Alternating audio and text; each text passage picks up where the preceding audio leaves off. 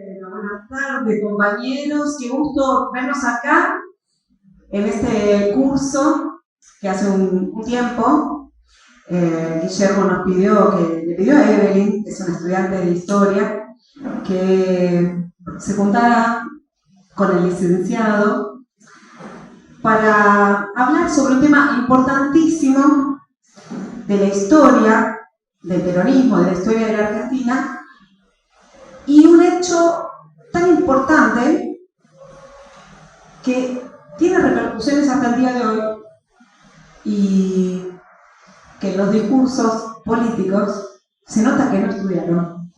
Y nosotros, que somos peronistas, tenemos la obligación de saber sobre este tema y todos los temas que hacen a la historia del peronismo. Y tenemos la obligación de saber por qué las cosas, cuando se hicieron bien, por ahí, de alguna u otra manera, hay que tomarlas para seguir escribiendo la historia. Así que bueno, quiero agradecer a los compañeros de la juventud, de Lío, Evelyn, Luquitas, Candelaria, Alexis, que estuvo preparando las clases, bueno, todos los compañeros que estuvieron, Tonga, que consiguió el lugar, etcétera, todos los compañeros que estuvieron trabajando, al compañero Gustavo Mendelovich, por estar hoy acá, bueno, y a todos los compañeros de Lío y de Principios y Valores, a todos los compañeros peronistas que están hoy acá para aprender, y por supuesto gracias al profe y a nuestro conductor Guillermo Moreno. Ahora le voy a dar la palabra a Evelyn Alvarado, compañera de la juventud de Lío.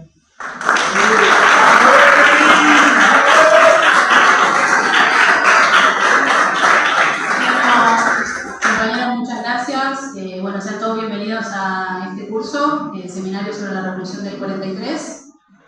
Como bien mencionaba la compañera Lidia, mi nombre es Evelyn, yo me encargo de coordinar la juventud de Lío junto con el compañero Lucas, a quien la verdad que quiero pedir un fuerte aplauso porque se ha cargado al hombro todo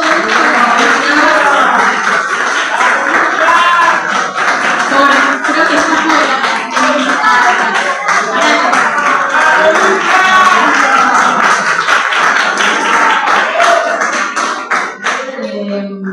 y bueno, agradecer por supuesto a todos los compañeros, agradecer al lugar, al Club Bristol, que nos dio las puertas de este lugar, de este hermoso lugar.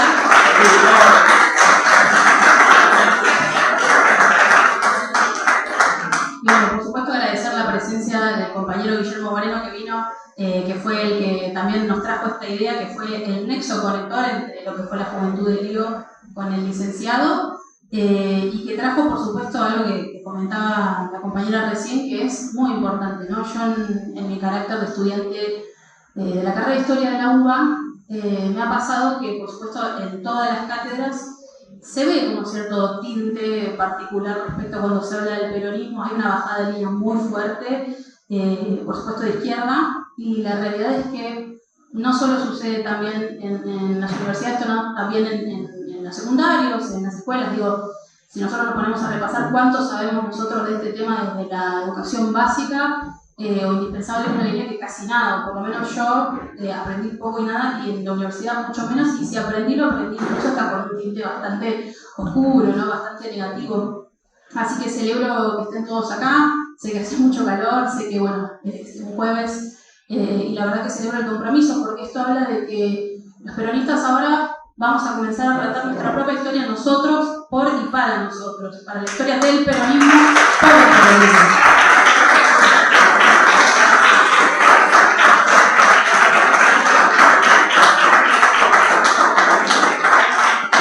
No quiero acaparar mucho la palabra, porque bueno, sé que Guillermo Monto también se tiene que ir y el licenciado tiene que desarrollarse en esta clase. Simplemente quiero presentar a lo que va a ser este seminario. Consta de 6 clases.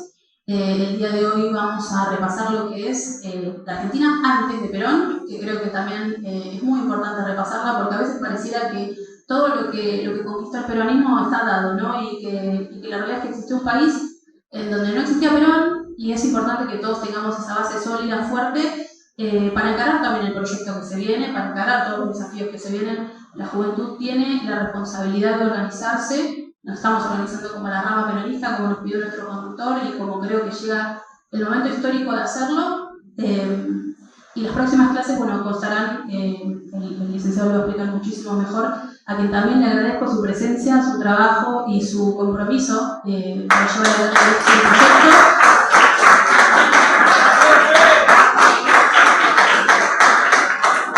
Así que bueno, nos restan 5 clases más, espero que nos sigamos viendo las siguientes clases que siguen. Y bueno, no quiero extenderme mucho más. Muchísimas gracias, compañeros, muchísimas gracias Lidia, Guillermo, el licenciado. Así que bueno, le cedo la palabra al licenciado.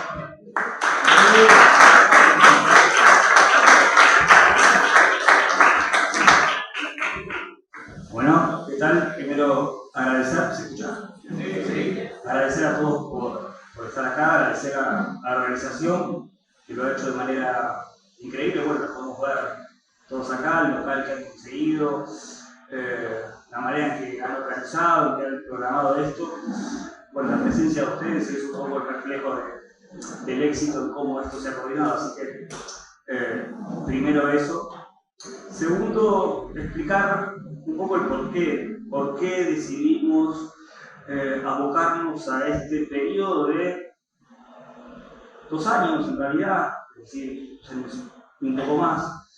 Es decir, periodo, como dijo muy bien la compañera, que en general está muy poco estudiado, incluso dentro del peronismo también, es decir, o es muy poco evocado, cuando es un periodo determinante. Yo me animaría a decir que en este proceso de 2 años es cuando el peronismo nace. Uno dirá, pero nació el 17 de octubre.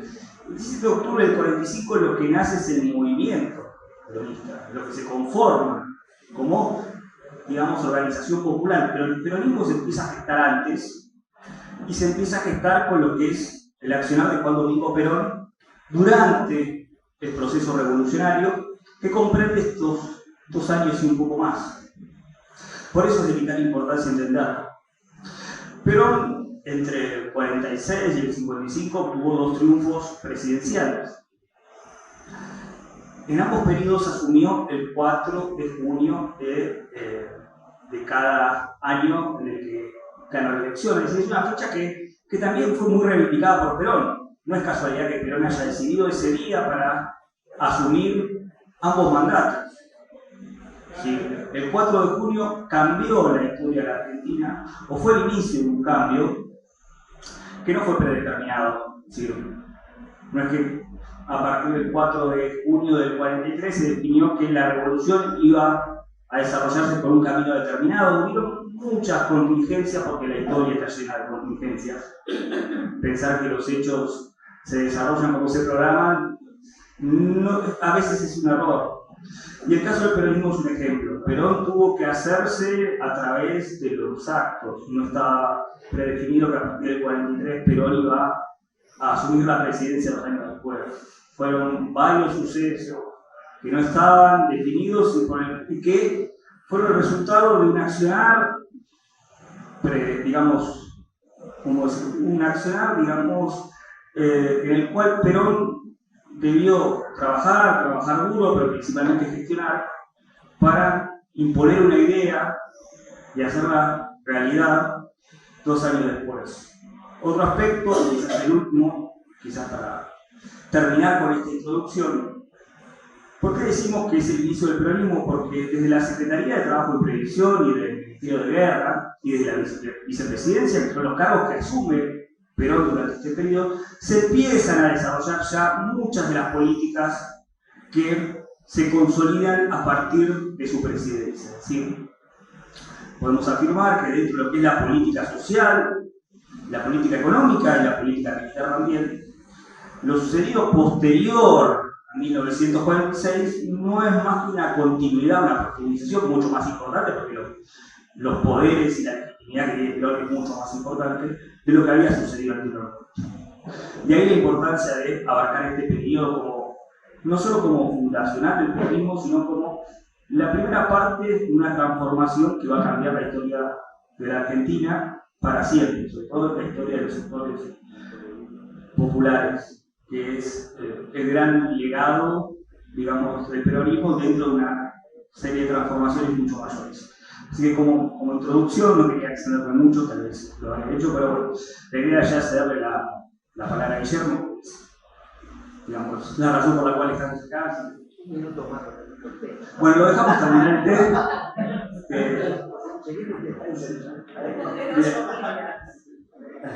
Lo dejamos.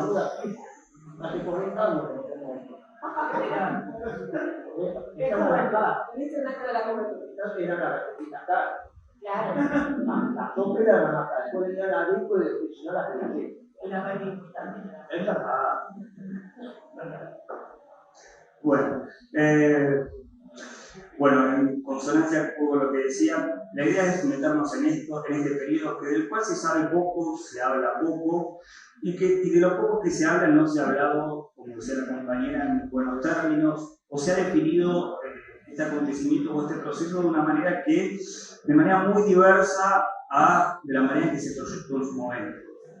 1943 significó el inicio de una revolución que, si bien alteró el orden y cambió el orden institucional, no podemos afirmar que el orden institucional haya sido ejemplar anteriormente. Lo vamos a proceder hoy. Podemos destacar lo que era la Argentina antes de Perón.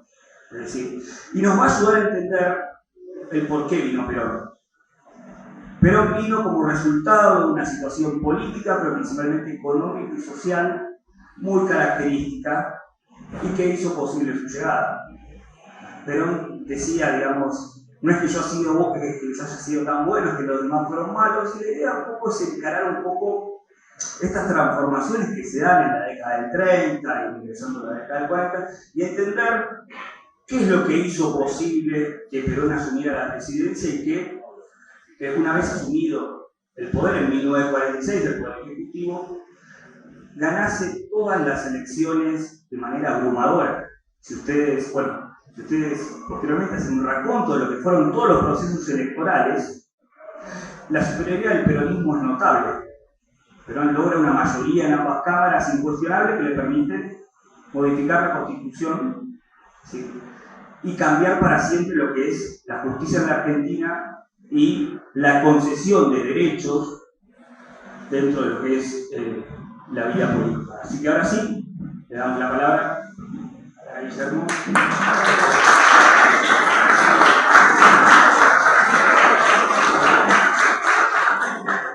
Gracias Miguel, gracias compañera, gracias a todos los que están de acá. Gracias por esto de que empecemos a entender cuál es la génesis de nuestra causa. Al amigo lo conozco de la misa de los domingos, del Satélite. Me vino, lo presentamos, compartimos muchísimos domingos. Un día me dijo, estoy haciendo un trabajo, estoy haciendo la tesina sobre el peronismo, bla, bla, me gustaría acompañar. Y se nos ocurrió de manera conjunta trabajar un tema que no está tan estudiado, la revolución del 45. Tengo que preparar. Y dije, ¿tenés tiempo? Dale. Después de pelear, encontramos un auto, vayas a recoger una camioneta, ponemos Santa Fe, te subiste. Voy y el otro atrevido. Sí, el de la papa frita. Es así, subo la camioneta, había dos, uno era hecha y el otro atrevido, ese de Santa Fe. Y se nos ocurrió que teníamos que ir haciendo alguna cosa. Yo tenía las dos puntas y solo las junté. Ahora, resulta que el 17 de octubre, ahora, tenemos unos actos, y en uno de esos actos habla Kicillof. Y tendría que estar acá Kicillof para aprender lo que es el 43. Sabemos que sabemos poco, todo, el que más sabe es él. Yo digo, la revolución del 43 del 45 para acá más o menos la dibujamos. Del 43, soy una estudiante de historia, me conocí, imagínense. Por eso es muy importante que se grabe, que se pase. Pero Kicillof dice, aparte de lo del feminismo, que no hace tema, dice, el 17 de octubre volvió la democracia, llegó la democracia. Con lo cual implicaría que Perón trabajó en una dictadura. Cuando él dice fue secretario, vicepresidente. Y ahí entonces uno dice, sin ánimo de chicanear, Kicillof prepara el discurso del 45 con su memoria histórica, y la memoria histórica era de la Unión Democrática, el Partido Comunista, los sectores de izquierda, que hablan de la dictadura del 43, hablan de un golpe de Estado. Técnicamente, pero en realidad venimos a suplantar la década infame, que las elecciones eran muy amañadas, no había elecciones.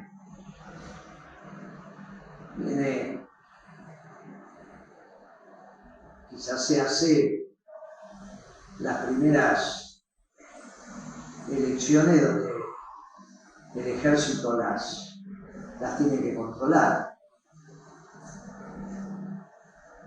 En realidad se inicia el proceso revolucionario de nuestra causa. Es una revolución popular, en tanto y en cuanto representa los intereses populares. Por lo tanto, no es relevante si la revolución defiende los intereses populares. Nos metemos en un tema muy complejo sobre cuál es el gobierno que debe expresar los intereses populares. Y que si expresa los intereses populares, interesante todo esto. El debate que se va a armar es un debate alrededor de la revolución. Kicillof pone el acento en la democracia. Y nosotros vamos a poner el acento en la revolución. Donde la democracia tiene ahí un rol de elegir el que va a continuar con la revolución.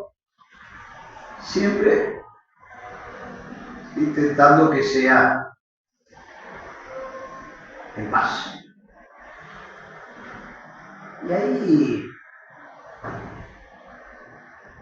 porque lo importante es el inicio del proceso.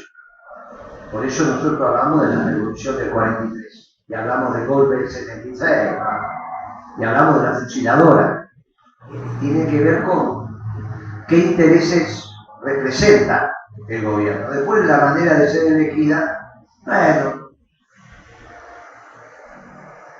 es un debate profundo. La democracia y la revolución y la revolución, ¿cómo la vamos construyendo? Porque es importante que reflexionemos alrededor de la revolución y qué significa eso. En principio, los intereses populares y la expresión del pueblo. El pueblo tomando sus decisiones. También es la construcción de un nacionalismo que empieza a vertebrarse desde otros lugares. Lo que hoy nosotros llamamos nacionalismo de inclusión, para poder dialogar con el mundo, venía de un proceso difícil, que en ese momento todavía estaban en guerra, sobre el occidente, el marxismo y un nacionalismo de exclusión. Nosotros tenemos que reivindicar el nacionalismo desde otro lugar. Esto que ahora se habla, hace 10 años atrás era muy difícil. Y en el 16 también. Y en el 17, posterior al 17, cuando vemos el declive del gobierno de Macri, y que también deseábamos que se terminara rápido para menor sufrimiento dentro de lo que marca la Constitución, pero que se terminara rápido, para dialogar con otros pueblos, se construyen estos conceptos de nuestra propia doctrina. Ya hacía un año que estaba Trump en el gobierno, ¿no? Enero del 17. Y entonces es más fácil pensar eso. Lo que nos va a permitir este seminario es tener una comprensión mucho más acabada de lo que nosotros vamos construyendo de nuestro sesgado conocimiento humilde aparte. Pero fuimos haciendo la agenda y hay un diálogo con el resto de los pueblos, no sé si con todos, pero con muchos pueblos, sobre este concepto del nacionalismo de brazos abiertos, que arranca acá. Tuvo un proceso de construcción, los pueblos construyen su historia y bueno, se va escribiendo, sintetizando, avanzando, retrocedemos. Decir que el conocimiento profundo del pueblo pone en tela de juicio el generador del conocimiento que dicen que es la universidad. Los muchachos de la academia dicen, somos generadores de conocimiento. La penúltima charla que leí, no recuerdo dónde, pero Chubut,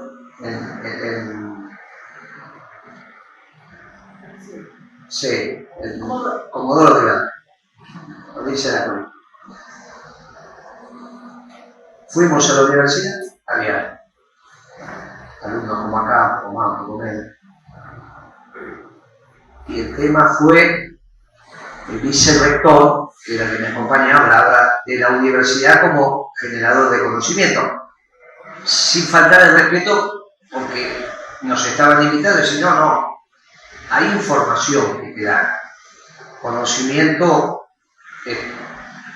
es caminando, es estar, transitando, es escuchando, dialogando con los compañeros y eso.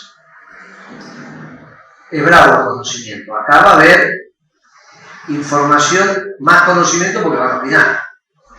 Y esto se va a recrear y a través de las redes va a estar de acá para allá todo el tiempo. Para que no vuelva pasando de lo de Kicillof, que pone el centro en las elecciones del 45 como si ese fuera el tema.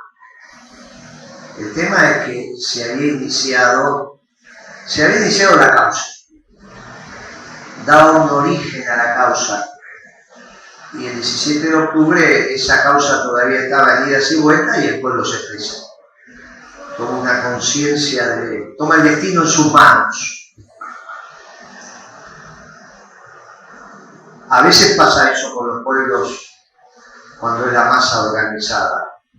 Y si la masa quiere tomar el destino sin estar organizada, no. Por eso es tan importante la organización. La compañera cuando dice tenemos que organizar la causa, es por esto, organizar el movimiento, por esto. Parece una pavada, pero no es una pavada. Uno termina en la justicia social y otro termina en la liberación. Este es un momento donde se está cruzando todo. El peronismo tiene esta construcción, generación sobre generación, del conocimiento. Y esto va a ser mucho más acabado, para los que estudian historia, mucho más acabado, ¿eh? Que los muchachos que iniciaron el revisionismo. Con lo cual yo leí o estudié algo. Esto va a ser mucho más acabado, ¿no? Porque ya tienen un método. El Colorado Ramos, con toda su vocación, su voluntad, no tenía el método, había muchos autodidactas, que es muy importante, pero El método es el método, también no hay que subestimar. Pepe Rosa, las venas abiertas de América Latina es un ejemplo, porque caló profundo en mi generación y después el autor dijo, no, tenía muchas inexactitudes, tenía mucho libro. No había terminado de formar. Está bien, es una autocrítica muy válida, pero mi generación se lo devoró ese libro y generó quizás hasta muchas acciones políticas. El tener conocimiento, que la información va a dialogar, estos no van a ser superiores por la lógica de la lectura, de lo que asimilaron y de los años que pasaron. Y de esto que estoy diciendo, donde digo, yo me formé con aquello, pero qué lío. Hay que revisar. Dimos un curso de historia de formación de la Argentina, no hace tantos años. 18. El profesor que lo dio, un compañero, el hijo de un viejo militante ya muerto, el hijo de Alejandro Álvarez, que es uno de los fundadores de Guardia Griego, el hijo, que es el que trabaja para Milei, y al cual lo miramos, es el de las universidades, Alejandrito. Ese que sale en televisión es el hijo de Gallego, pero es el que nos dio el curso a nosotros. Un compañero, estaba acá sentado y aparte de ser licenciado en Ciencias Políticas, tenía una formación en historia. Y dijimos, bueno, vamos a hacer un curso sobre la formación de la Argentina. Y parte de esa historia, que yo la deben haber leído, es la Argentina es hija del contrabando. Y yo dije, qué lío que tenemos. Y ahí dije, bueno, ya cuando me retire, que voy a intentar hacer el último libro, que va a ser la formación de Hispanoamérica, pero sobre todo de Argentina, con algunos asistentes. Estamos empezando con los pueblos que eran los más organizados en aquel momento, que eran los mayas y aquellos y los nazcas para este lado, y de los mayas poco, los nazcas, y arrancamos de ahí con los aztecas y un poco más, cómo llegaron y cómo se conformó lo nuestro. Pero ¿cómo vamos a ser hijos del contrabando? Es ridículo que una sociedad que tiene que ver cobrar impuestos con armar una sociedad y un pueblo y una... Pero ellos repiten. Hay una canción, no, por eso muchas veces uno tiene que tener cierta edad para...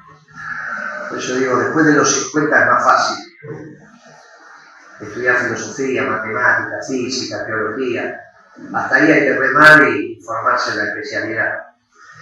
Y simplemente saber que uno va estudiando su disciplina, pero nada más. Hay una canción de la época de la Revolución Sandinista, allá por el 79, 80, por ahí, 81, 82, qué sé yo, por ahí, que decía, llegaron los españoles y cambiaron sus baratijas, que eran espejitos y todas esas cosas que yo traía, por nuestro oro. O sea que parece que los aztecas eran unos imbéciles que cambiaban oro por espejo, pero al espejo no lo conocían y al oro sí. No sabían hacer espejos, si no sabían hacer vidrio. Y el oro era una cosa que estaba por ahí. Los antropólogos, los sociólogos, los historiadores, todavía siguen teniendo la visión de la economía que tienen los piratas, pensando que la riqueza es el tesoro.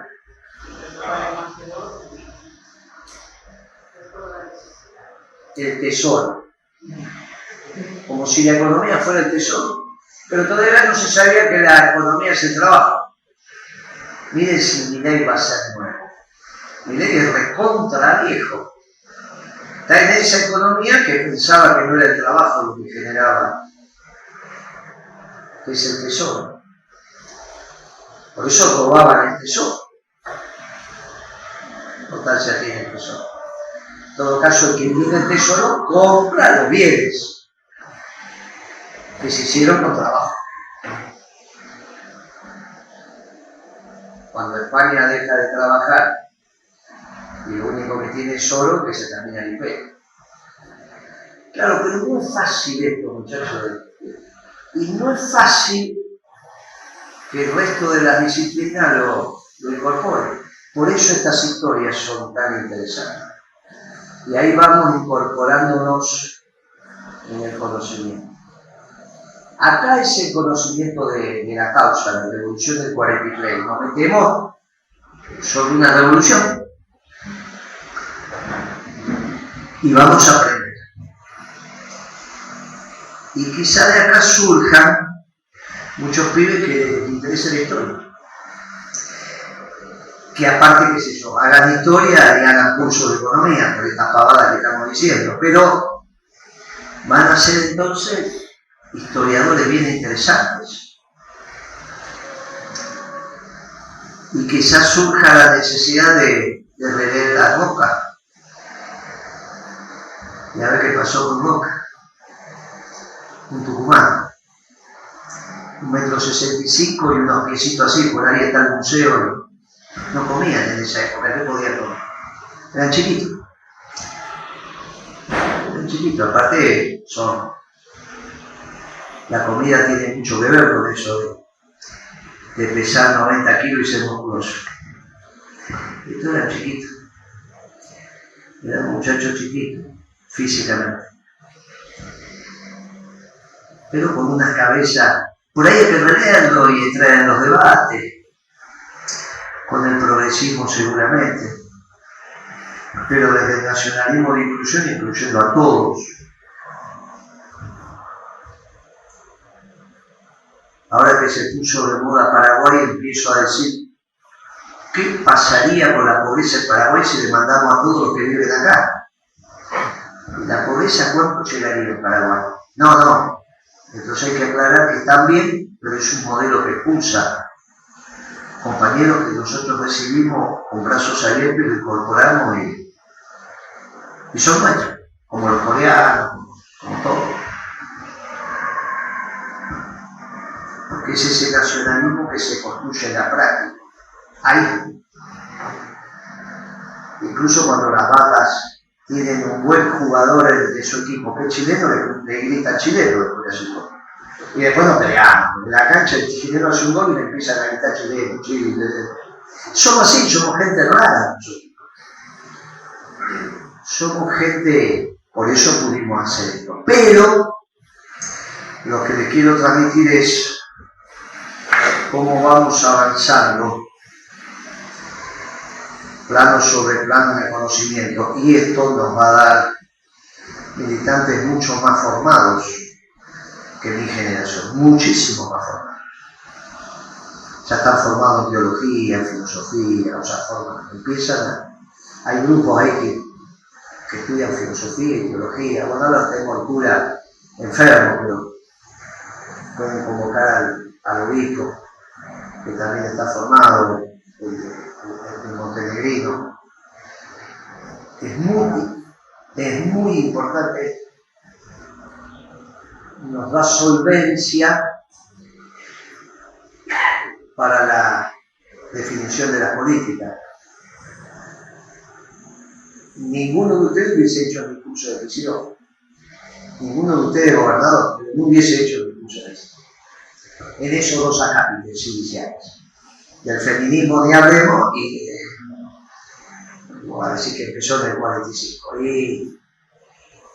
Y pensar que el hallazgo del 17 de octubre de la democracia. Es el origen de la causa, que tiene su antecedente. Me encantan estos cursos,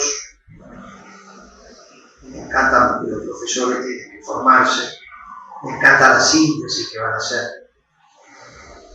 me encanta que a través de esto va a salir material de lectura que en las vacaciones lo van a leer. Me encantan los debates que se van a armar. Me encantan. Y detrás de cada debate se construyen nuevas ideas. Vení, Pimpi, que tenés un asiento acá.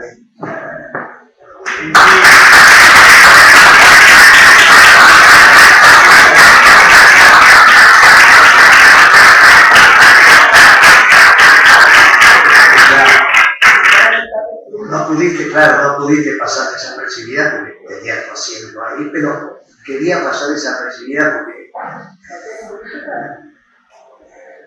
Pero ya se van a acostumbrar con Pimpi, extraordinaria compañera, Encima no tenemos. No la hagas hablar, porque en Tucumán decís vos, no la va a agarrar el traductor. Le ponen ese traductor de Google, buscan tucumano ahí, se ponen el aparatito, hacen como la diputada esa. Hermosa compañera.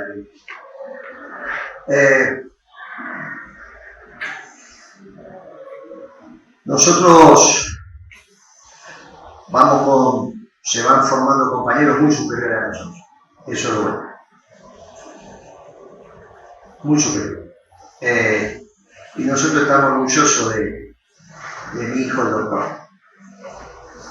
Esa, ¿cómo es? ¿Cómo dice Cristina? Esa, ¿cómo es? Esa. Papá, ¿cómo va a ser la movilidad social ascendente del hijo del doctor si hay una sola clase de hombre que trabaja? Estamos orgullosos de mi hijo el doctor que sabe más que nosotros, ¿no? Pero puede ser obrero, pero sabe más. La movilidad social ascendente no es cambiar de clase. Tienen un lío en la cabeza. ¿Cómo van a pensar que es una sola clase de hombre? Nada. ¿Qué les pasa? El hijo del doctor era, no, que hizo otra clase. Es esa historia de que sabe más. Yo ahora tengo menos falta de ortografía porque con esos correctores ya uno... Pero mis hijos me corregían más. Porque me formaron en un método muy extraño de lectura veloz, que esa es la ventaja que tengo. Yo soy de la época que segundo superior pasó a ser segundo. Y había que leer cruzado, entonces la ventaja es que leo cruzado. Entonces, leo mucho cruzado. Y la desventaja es que no sabe cómo se escribe la palabra. Nunca me molestó que mis hijos me corrijan, volvieron al método anterior, entonces no tienen falta de ortografía en la escuela. Los que se formaron con mi método tenemos, como Sarmiento, que se ve que también se formó en ese método. Estaba contento, toma, corregime la falta, mi hija, corrigiéndome la falta. Después vinieron las computadoras.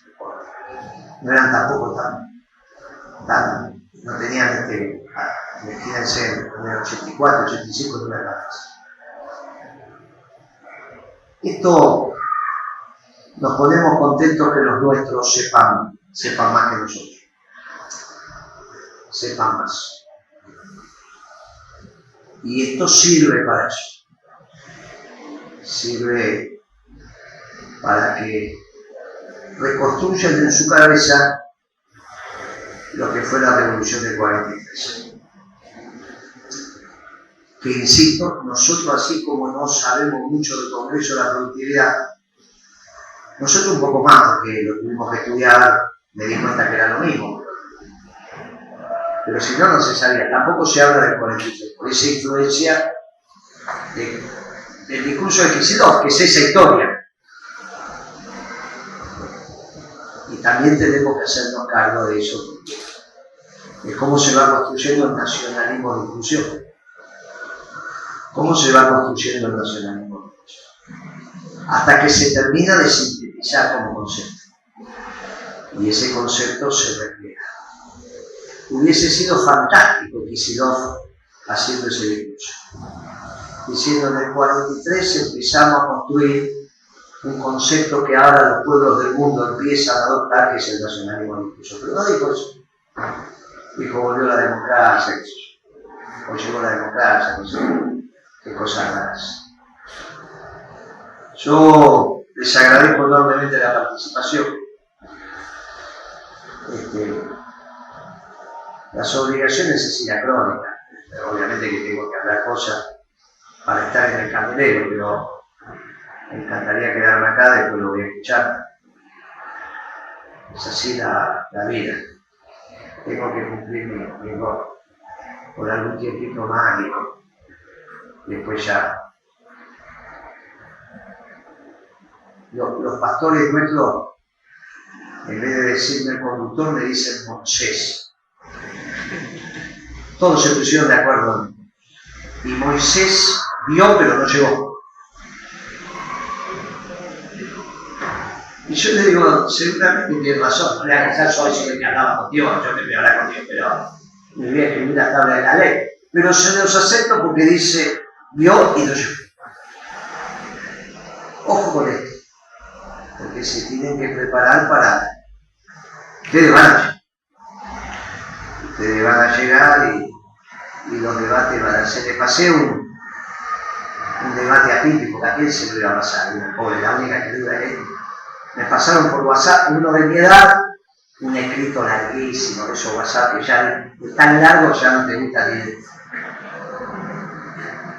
Digo, pero al que me lo manda, digo, ¿por qué me mandás esto tan largo? No, porque te nombra vos al final. Entonces al final, no le he expulsado así. Lo que pasa es que en WhatsApp le he expulsado es muy poco, porque es poquito. Entonces, claro, el celular, entonces tardé un poquito más. Pero la síntesis es, ¿por qué los marxistas tenemos que incorporar a los muchachos que van a misa o a los distintos ritos a la revolución? No tenemos que ser como Moreno, que excluye. Nosotros no tenemos que tomar el ejemplo de Moreno. Tenemos que ser amplios nosotros los marxistas y entender que los que van a los distintos ritos, bueno, son revolucionarios. No perfectos como nosotros los marxistas, pero los tenemos que incorporar. Somos unos tontos si no lo incorporamos y copiamos a Moreno que es esta. No entienden la religiosidad de nuestro pueblo, la riqueza, la belleza, aunque no vayas a ningún rito, la belleza, entender al pueblo, ir a Luján, porque eso es maravilloso, ver ese pueblo caminar, todos juntos para un objetivo, maravilloso. No es el rito, no importa si es rosario, ¿no? Es solamente la expresión popular, vale la pena ir. No, si llegás, alguno lo hará para que se llega, otro que se lleva, no importa, es el hecho popular, es lo popular que se expresa yendo al lugar. ¡Ah! ¿Cómo voy a ir ahí?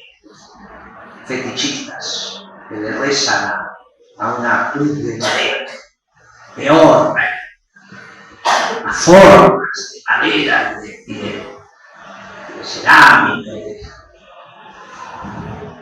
o barbístico, dijo Cerrito, donde se fagocitan entre ellos, se comen la sangre y se comen el cuerpo. Así dijo.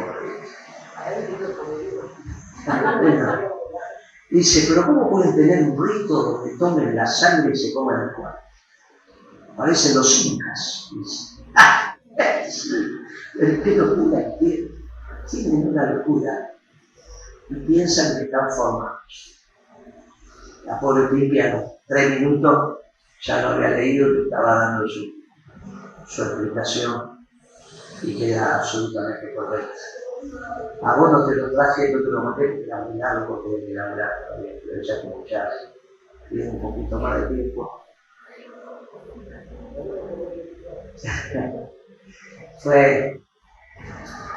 El formarnos nos permite debatir, sentirnos sólidos, sentirnos bien, sentirnos que sirven. Pero no por esto, por esto y todo lo demás.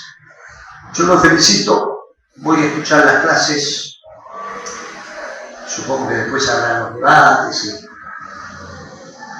y de alguna manera es una guía de lectura fantástica. Me encanta que haya esta cantidad de compañeros. Está lleno, profe. No, se fue llegando gente a medida que no tiene nada que ver cuando...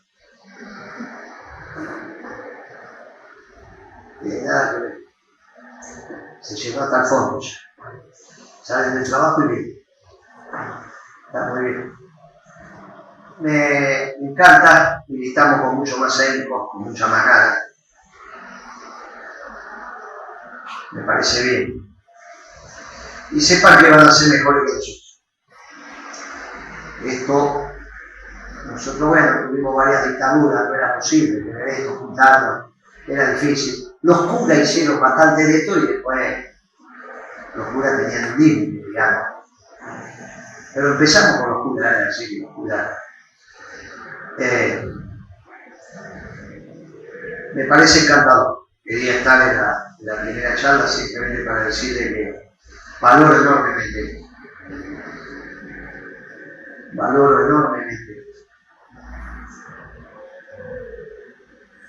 De todas las paradas, hicimos 4 paradas al par. Hubo 2 paradas entre Moreno y Naldo y entre Naldo y la Reca o por ahí,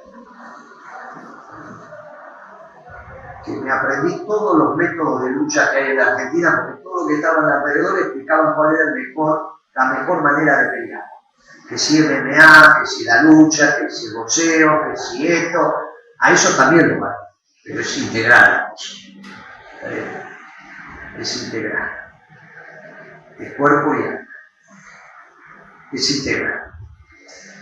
Así que acá estamos alimentando nuestro alma y nuestra manera de...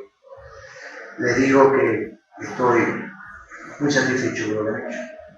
Les agradezco, les pido perdón por no quedarme, pero lo de Crónica es importante.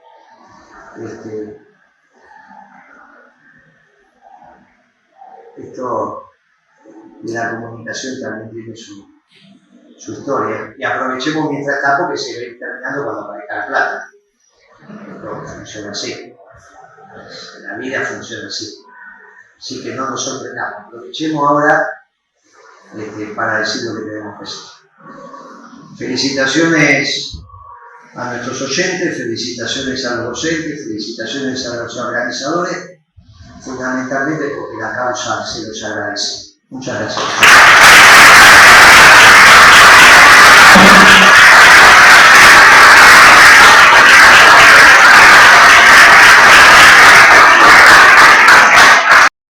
Hoy vamos a arrancar con la primera clase, que es la Argentina antes de Perón. Todo esto que vamos a charlar ahora, como bien decía Guillermo, lo vamos a dejar grabado, así que también por supuesto que si les interesa, hagan circular este tipo de información, ¿no? Porque a los compañeros que por ahí no pueden acercarse o que se les complica, bueno, sería ahí. Muy probablemente lo subimos a nuestro canal de YouTube, pero no solamente de la educación, sino del partido, exactamente. Sí, porque es un contenido que no es solamente para nosotros que estamos acá, es para todo el movimiento, ¿no? Que es precisamente esa la idea, de formarnos como militantes peronistas en general, no solamente de principios y valores. Así que por eso también, si tienen compañeros, ¿quién no tiene un amigo? Sí, Lupi.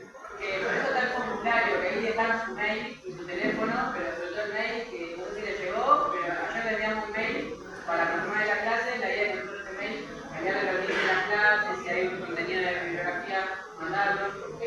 Exactamente, sí, lo vuelvo a repetir para que no pudieran escucharlo. El compañero se encargó de comunicarse con todos los que se anotaron, los que no se anotaron igual no se preocupen. Todo esto igual va a estar cargado en el canal y si no, cualquier cosa nos puede buscar en nuestras redes. Igual tenemos también, pero las chicas muy amablemente lo estuvieron anotando adelante, así que bueno, cualquier cosa también nos contactamos nosotros. Así que bueno, como les comentaba, esta es la primera clase. Le agradezco de vuelta al licenciado por su trabajo, su compromiso. Que bueno, que el día de hoy los docentes, yo no soy docente del todo, pero estoy ya casi ahí. Sé que como bueno, la mayoría de los trabajadores argentinos la están pasando bastante mal y hacerse un tiempo extra para venir acá y realmente honrar a la causa y ayudar a los compañeros a formarse políticamente es importantísimo y es un esfuerzo que valoramos todos, ¿no? Así que bueno, sin nada más que decir para no tomar más tiempo, les agradezco y los dejo con el licenciado.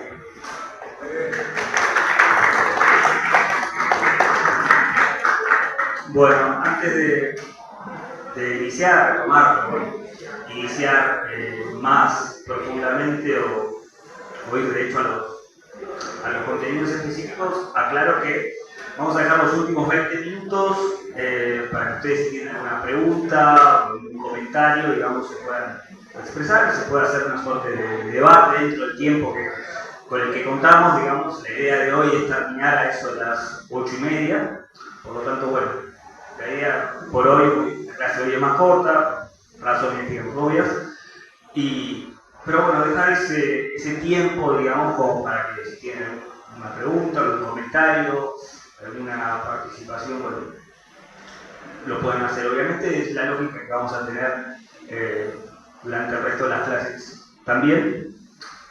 Así que bueno, vamos a ver cómo sale hoy y en base a eso también ver si le damos más tiempo a eso o menos tiempo en las sesiones posteriores.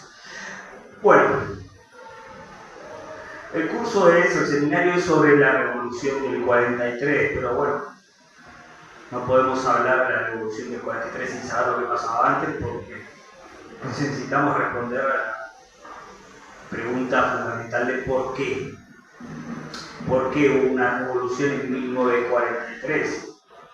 ¿Y por qué esa revolución no tuvo oposición? Es decir, aquellas tropas que se movilizan con apoyo civil el 4 de julio no tienen ninguna dificultad, digamos, para llegar a la Casa de Gobierno y ocupar, digamos, el poder. ¿Por qué sucede eso? Guillermo mencionaba un poco el tema de por qué Kicillof señalaba del 45 como esa idea de retomar o un retorno de la democracia, lo cual nos lleva a distintas, aparte de debatir sobre lo que es la democracia o cómo se puede desarrollar. Una cosa es, entendiendo democracia formal, quiere decir la forma en que se eligen los gobernantes, como sucede hoy en día, es decir, vamos a votar cada 2 años, hay libertad política para expresar determinadas opiniones, pareceres o posturas. Y la otra es la democracia real. ¿Qué quiere decir la democracia real? Es decir, hablamos de algo que va más allá del voto y que tiene que ver con el nivel de vida, con el bienestar o con la posibilidad que tienen los ciudadanos de desarrollarse plenamente. Hoy tenemos democracia desde el punto de vista formal, sí. Hemos ido a votar hace un año, alrededor, volveremos a votar el año que viene. Ahora, en el sentido de una igualdad política, debatible en ciertos aspectos, pero podemos decir que existe. Ahora, desde el punto de vista social, educacional, económico, ¿existe eso? Eso es lo que también nos tenemos que plantear. Hablar de democracia no solamente implica un acto que nos demanda media hora cada 2 años. Significa, es decir, como elemento de igualdad a la hora de actuar. No implica si realmente hay una igualdad o hay un acceso a determinadas pautas, a determinados consumos, a determinado bienestar. Y ese es el punto que el peronismo pone el peso o pone el dedo en la llaga. Pero tomando el concepto de democracia formal, es decir, aquella posibilidad que existe de elegir las autoridades y entendiendo la idea de que la revolución habría interrumpido la democracia formal, bueno, ahí ya nos metemos en otro problema. ¿Cuál era el grado de democracia formal antes de la revolución del 43? Guillermo había señalado el concepto de década infame. Ustedes sabrán o habrán escuchado por qué se hablaba, por qué se definió ese concepto sobre el periodo que va desde el golpe militar, sí, de 1930 hasta 1943, y ahí nos encontramos con varios puntos que invitan a la reflexión. Primero, que democracia en el sentido formal tampoco había. Sí, había lugares donde había elecciones limpias, se podemos llamar, como era la capital federal en ese momento, o algunos lugares de la provincia de Buenos Aires, pero después el voto de la mayor parte de los territorios de la Argentina estaba falseado. Sí, habrán escuchado alguna anécdota de abuelos, tíos, que entraban, pasaban mucho en las pequeñas ciudades donde le decían, cuando iban a votar y le decían, usted ya votó. Sí, nos muestra la idea de una democracia que no era ni siquiera real desde el punto de vista formal. ¿Y por qué no había una democracia real desde el punto de vista formal? Bueno, porque se tenía todavía ese concepto de que los sectores populares no estaban en condiciones de votar, no contaban con la preparación, el desarrollo, el grado de civilidad, dicho en términos que se podrían utilizar los grupos conservadores de aquella época. Por lo tanto, la política en ciertos aspectos sería reducida, por lo menos en la parte de la definición, la de establecer políticas económicas, sería reducida a un grupo bastante minúsculo. Eso explica por el sentido del grado de apatía y por qué ninguno de los sectores populares o de los sectores medios, o hablar de sectores medios, los sectores populares, entendiendo como el grupo de los trabajadores, ninguno deja la vida por esa democracia formal a la hora de la revolución del 43. Simplemente no la había, no solo que no la había, sino que no existía, lo vamos a ver cuando profundicemos más en lo económico, no existían políticas sociales, existían muy pocas. Existían leyes laborales, sí existían. El punto es el siguiente, se cumplían muy pocas. En las industrias, en las fábricas, en las empresas, la disciplina la imponía el empresario. Los trabajadores podían argumentar o apelar la existencia de determinadas leyes, sí, pero tampoco existía una justicia laboral como lo entendemos hoy en día.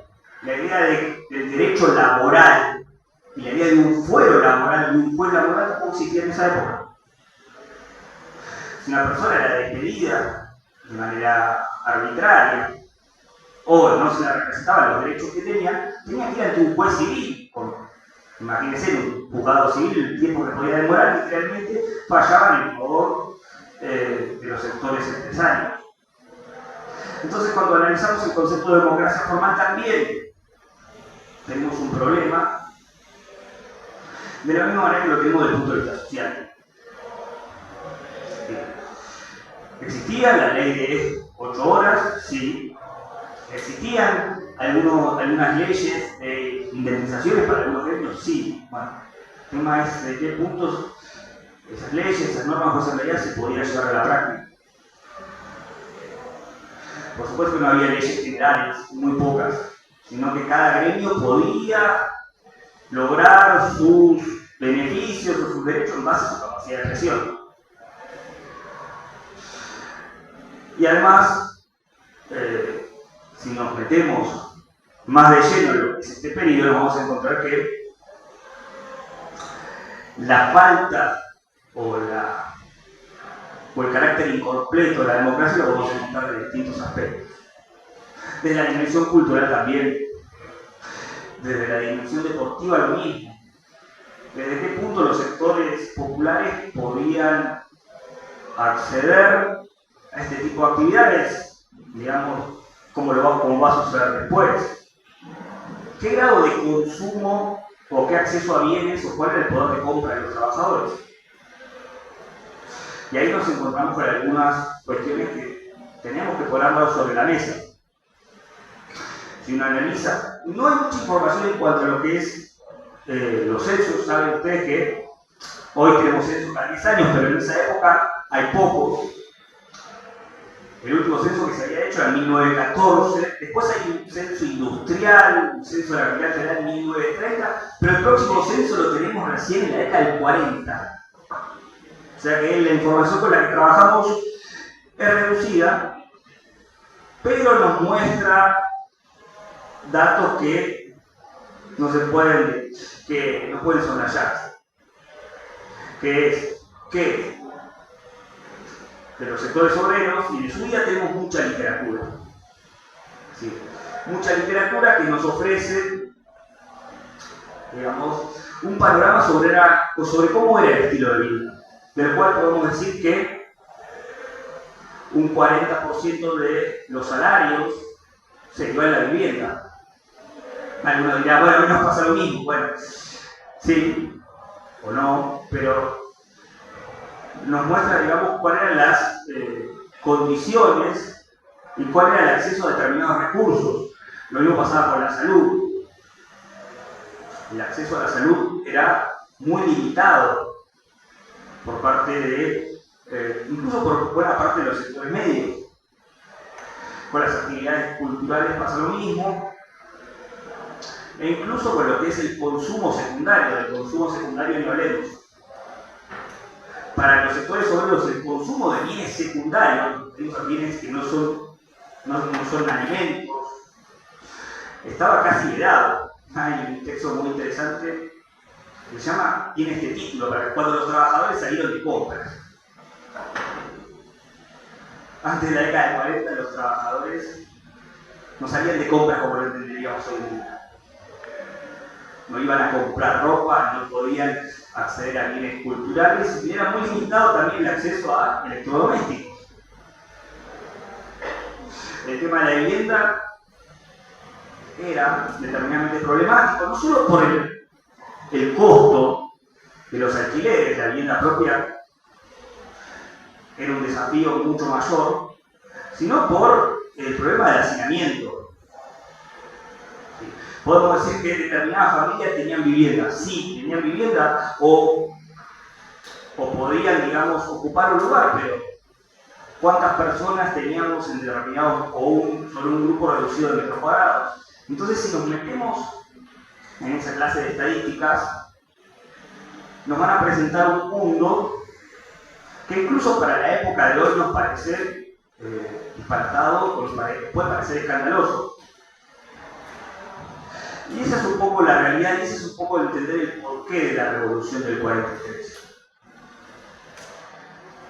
¿Por qué existió ese movimiento y por qué un personaje como Perón, desconocido en el mundo civil, ¿sí? Perón no es uno de los hombres importantes del golpe de Estado del 43, ya se lo digo. De hecho, la agrupación en la que Perón integraba, que era el grupo de oficiales unidos, que vamos a ver después en otra clase, que es el GO, en principio ocupó un lugar minoritario. ¿Por qué un personaje desconocido 2 años antes va a ganar las elecciones presidenciales, va a llegar a la primera magistratura del 46? Bueno, buena parte de la causa la tenemos que encontrar con lo que era el mundo preperonista, el mundo antes de la revolución. Es decir, y si analizamos el mundo, vamos a encontrar un poco más de lógica al triunfo de Perón el 17 de octubre. 2 años, vamos a hablar. 2 años donde una persona ignorada, una persona que no tenía vida pública, pasa a lograr la mayor cantidad de votos desde los triunfos radicales en la década del 20.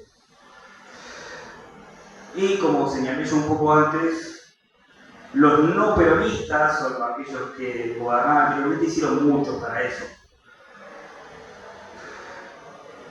Claramente hay una Argentina antes y después del Perón, y claramente, y ese es el objetivo de este curso, hay una Argentina antes y después de la revolución del 43. Porque si hablamos de democracia, tenemos que entender una cosa. Entendiendo la democracia como aquella práctica formal, vamos a llegar a una deducción. Perón ejerce la primera magistratura en 2 ocasiones, es decir, al principio en 2 ocasiones, después en su retorno en la década del 70, con el voto popular. En ese sentido, podemos decir que el peronismo haya sido un movimiento antidemocrático, ya que no, porque Perón logró triunfar con todas las reglas de la democracia. Las leyes que se aprueban del peronismo, la reforma constitucional, se hace a través de los mecanismos democráticos ya existentes anteriormente. Perón logra la aprobación de una batería de leyes, incluso logra reformar la carta constitucional con los métodos de lo que se llamaría la República Liberal anterior. Entonces, ya a partir del concepto de renacer de democracia del 45 carece de sentido. Carece de sentido por estas 2 cuestiones que señaló. Porque esa democracia formal, desde el punto de vista político, no existía antes, y segundo, porque en el 45 y en el triunfo de Perón hay un apoyo popular. ¿Y cuándo se gesta ese apoyo popular? En el 45, por supuesto que no, se empieza a gestar a través de la revolución que surge en el 43, que Perón empieza a consolidar a través de su accionar en los distintos cargos que vamos a ver. Perón ocupa en realidad 3 cargos, uno lo crea. Perón no es que es nombrado a ocupar el cargo de secretario de Trabajo y Previsión, no existía. No existía, digamos, ese cargo, y después él lo crea y después lo va a transformar en ministerio. Ese ministerio pues va a continuar con su presidencia. Y buena parte de las leyes que se sancionan durante este periodo van a ser reforzadas durante su presidencia. Entonces, ¿hasta qué punto podemos hablar de ruptura o de cambio entre la revolución del 43 y lo que viene después? Como yo señalé en la introducción,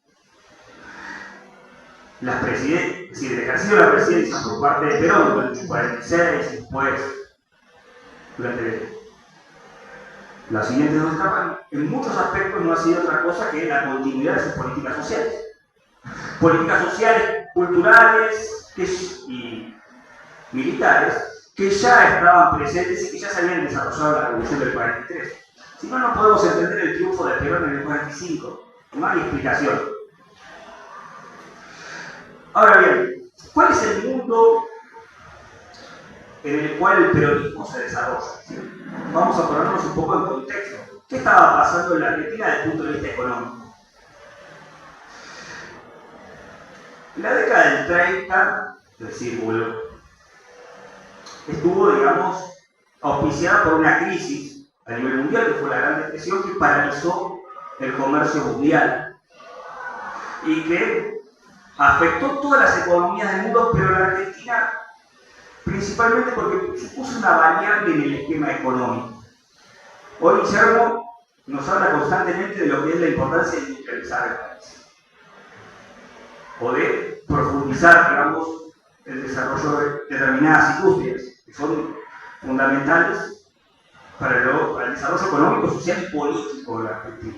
La Argentina hasta la década del 30 se hallaba dentro, digamos, con sus limitaciones, un modelo que se denominaba modelo exportador, no sé si lo habrán escuchado, mediante el cual la Argentina entraba en lo que se llama la Dirección Internacional del Trabajo, que es lo que podríamos entender como el globalismo actual. ¿Sí? Esa idea que se habla de la aldea global, donde cada país debería producir para lo que exige el mercado mundial. Y la Argentina, digamos, ocupó un rol importante dentro de ese modelo, que es el de producir alimentos. Somos el granero del mundo, le damos de comer a determinada cantidad de personas, éramos los principales productores de cereales. Ciertamente la Argentina tenía una economía en la cual se abocaba a la producción de bienes primarios hasta la década del 30, importaba capitales productivos, deuda, importaban mucho, y la cantidad de empréstitos, sea de manera indirecta o de deuda directa inclusive, y a su vez importaba buena parte de las manufacturas. Existía un desarrollo industrial en Argentina, sí, pero muy limitado por el mismo modelo, que dificultaba la producción de bienes industriales en la Argentina porque la buena parte se importaba. Existían paneles arancelarios, pero eran bastante escasos. La crisis del 30, ¿qué es lo que supuso? Bueno, un proceso de industrialización por parte de buena parte de la dirigencia política, pero no fue planificada. La industrialización argentina, propiamente dicho, o el nacimiento de la industria moderna, surge a partir de 1930, lo que se llamó como proceso de sustitución de importaciones. Un poco la palabra lo dice, sustituir importaciones. Productos industriales que antes se importaban, pero en una crisis mundial, donde la Argentina incluso reduce su cantidad de exportaciones, adquiere menor cantidad de divisas, tiene por lo tanto menor posibilidad de incorporar estos bienes. Y si no se pueden producir en la Argentina, y si no se pueden comprar, se empiezan a producir en la Argentina. Y hay el concepto de sustituir importaciones. Bien, este proceso de sustitución de importaciones, que si bien surge durante los gobiernos conservadores, encuentra importantes limitaciones.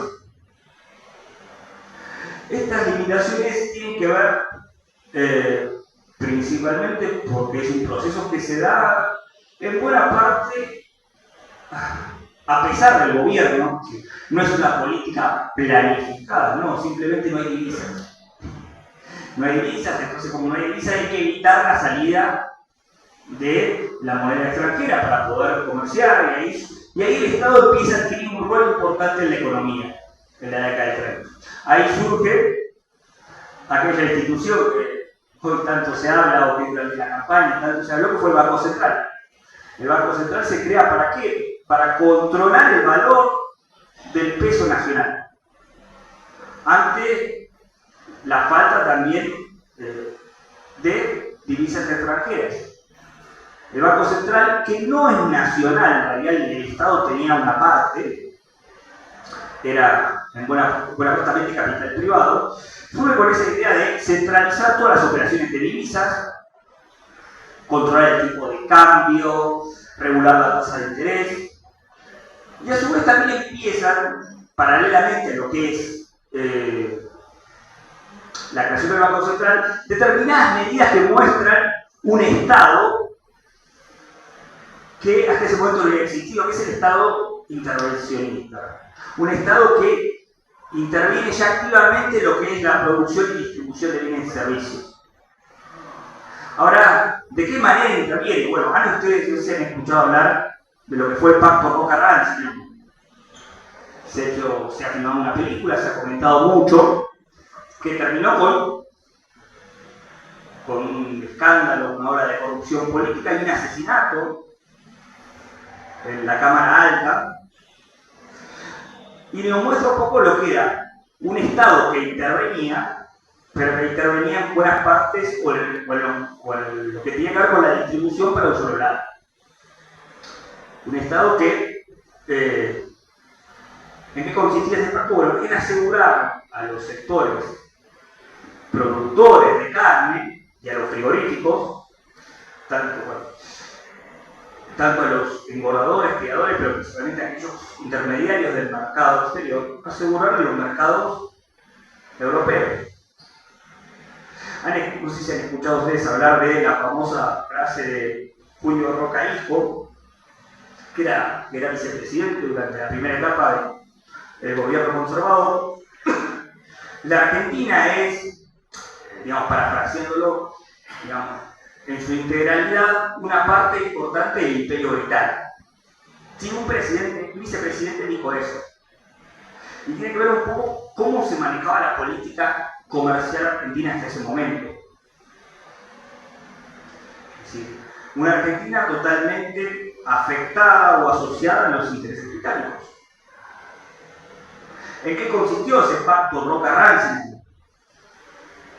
Sí, Gran Bretaña se comprometía a comprarnos la misma cantidad de carne que venía comprando hasta ese momento. Ahora, la contrapartida fue muy costosa, no solo por lo que la Argentina debió renunciar a los beneficios que tuvieron los capitales británicos, sino por la posición tomada por la Argentina. La Argentina firma ese pacto desde una posición de un Estado que está de rodillas. Si queremos entrar en los pormenores, se le concedía un beneficio arancelario a los productos británicos, es decir, poco más, poco menos se nos obligaba a comprar los bienes industriales de Gran Bretaña. El ingreso o la venta de carbón, complemento de carbón, quedaba liberada.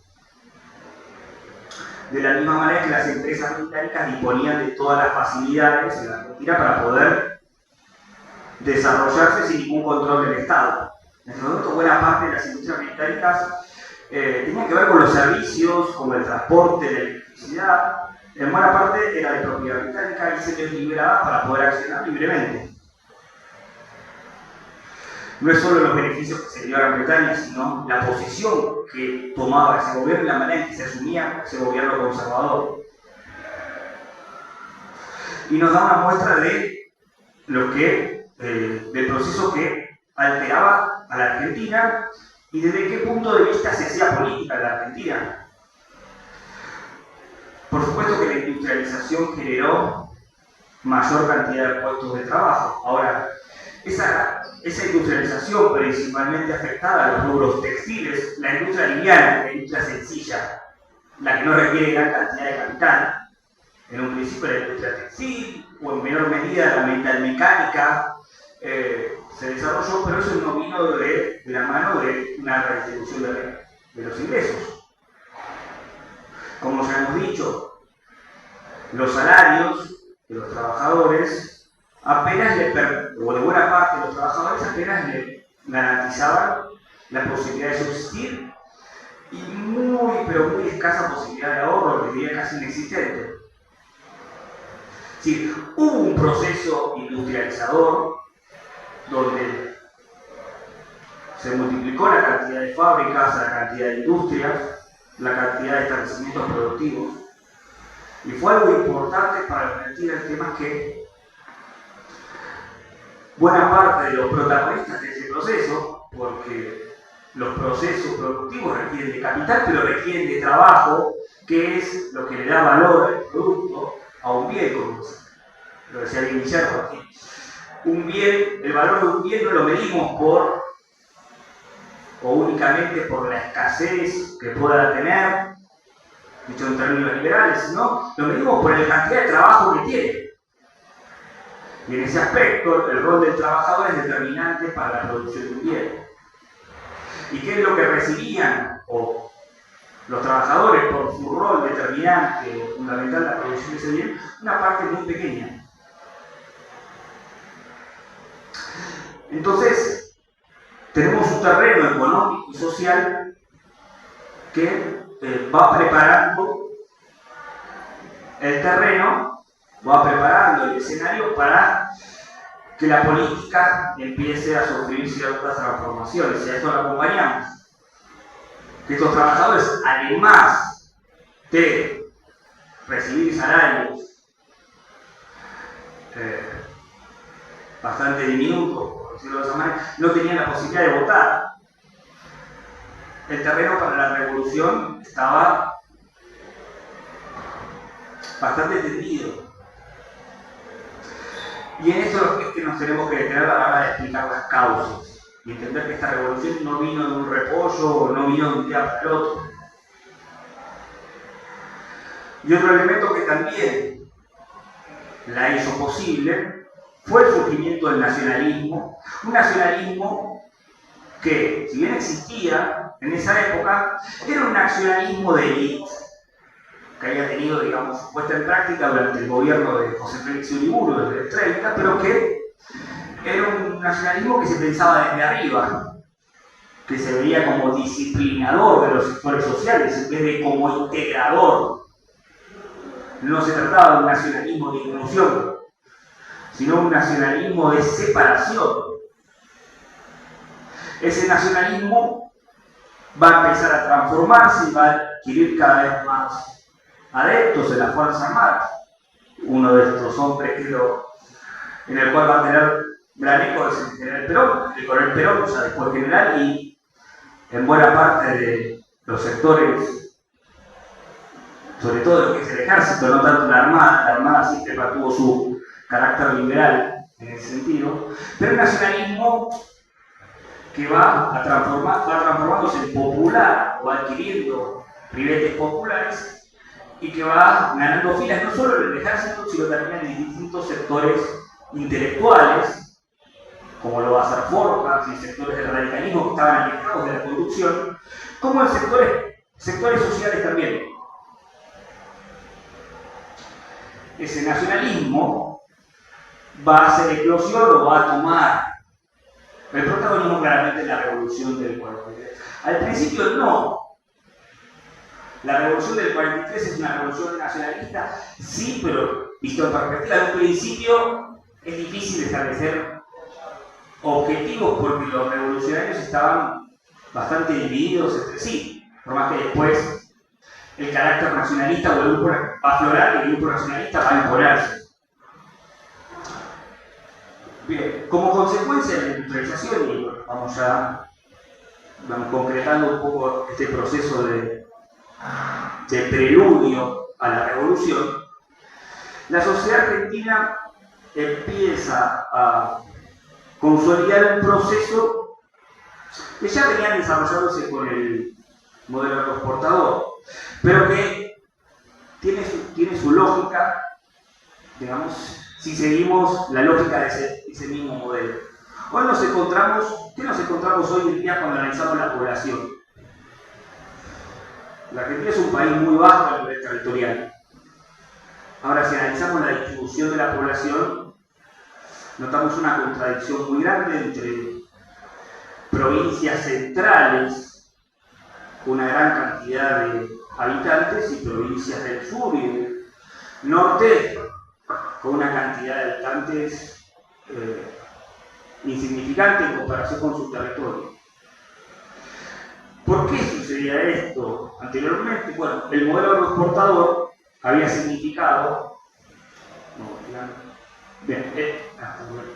el crecimiento y el enriquecimiento de una parte del país, de aquellas zonas que estaban más aptas para poder proveer de alimentos, de cereales y de carne refinada a los países europeos que lo demandaban. ¿Y cuál era esa parte?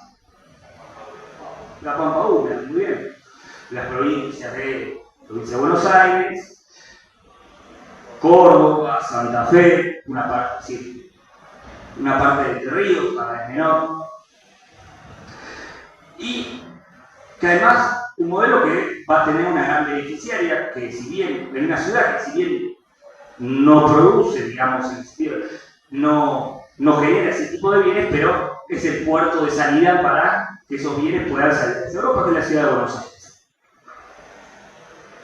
Buenos Aires, digamos, hacia 1930 ya tiene la misma cantidad de habitantes que ahora, 3 millones, calculen, digamos, dentro de lo que es lo aproximado. ¿Por qué tenía 3 millones de habitantes? Porque era el punto de salida principal para la exportación de alimentos. Y lo mismo sucedía con las provincias que lo rodeaban, las provincias más productivas.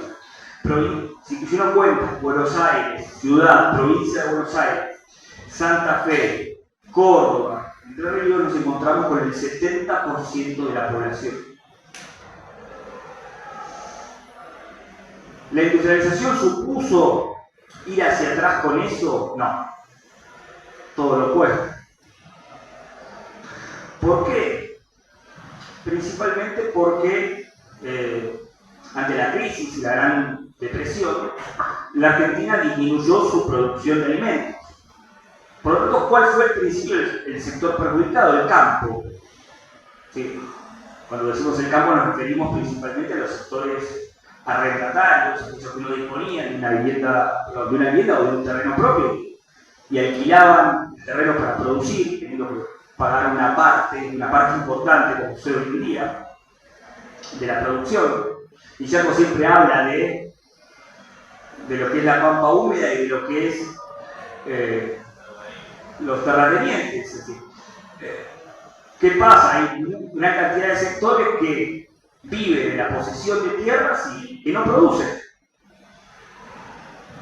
que las pone en arrendamiento, en alquiler, y la ganancia es tan grande que no necesitan producir. Sí.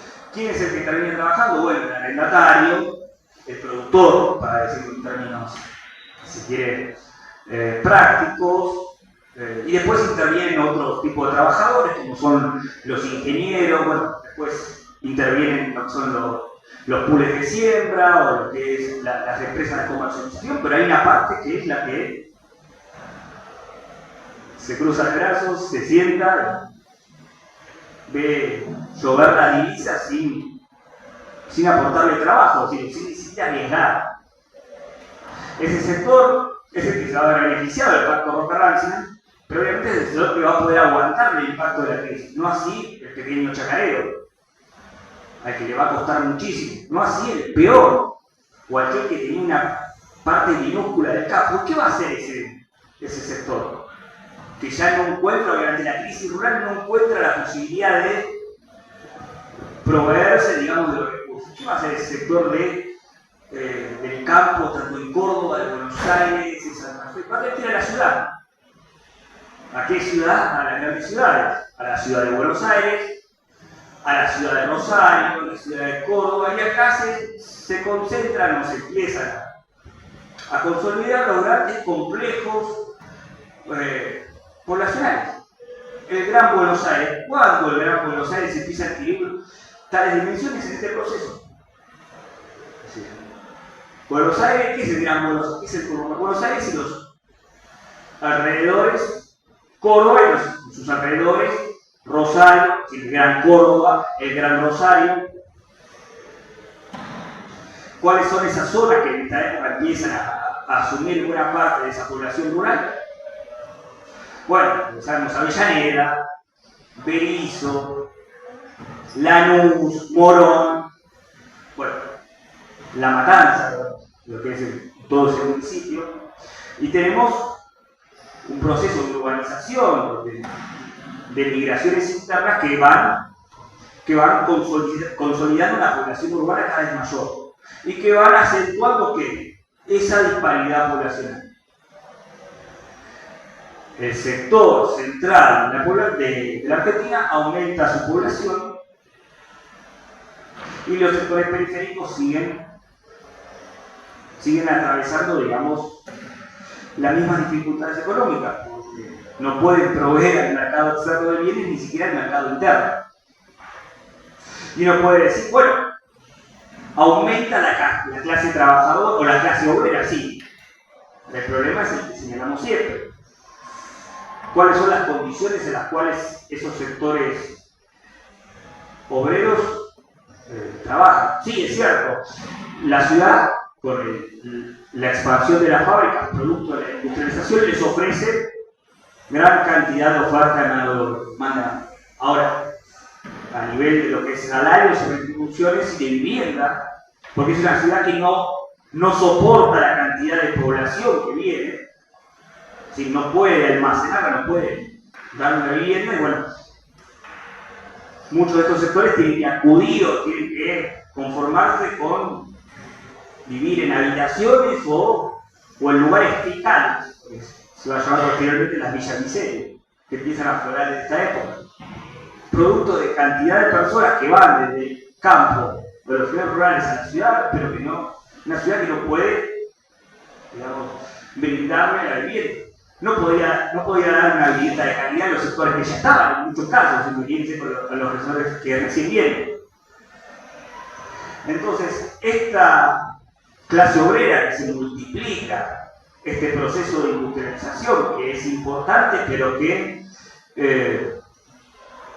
no logra terminar de dar un vuelco, no logra por lo menos de llegar hacia actividades más importantes, sino que se queda dentro de lo que es las industrias de la producción liviana, y una política marcada por la exclusión de buena parte de la población, nos va dando un panorama, nos va poniendo, o nos va marcando el escenario de lo que va a venir después.